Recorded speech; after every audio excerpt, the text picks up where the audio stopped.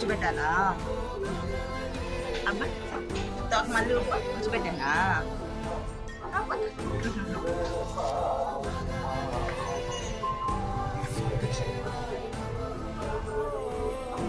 ఆ పక్క ఏమీ ఉండదు. దేవుడు పూజ జరుగుతాను దేవుడు పూజ రోజు మార్నింగ్ అయితే ఇక్కడ కూర్చొని చూస్తారు దేవుడిని. దీపారాధన ఈ టైం కాసేపు ఇలా కూర్చుంటారు. రోజు నేను పూజ చేస్తాను. నేను కింద కూర్చొని చూస్తూ ఉండడం అలవాటు అయిపోయింది.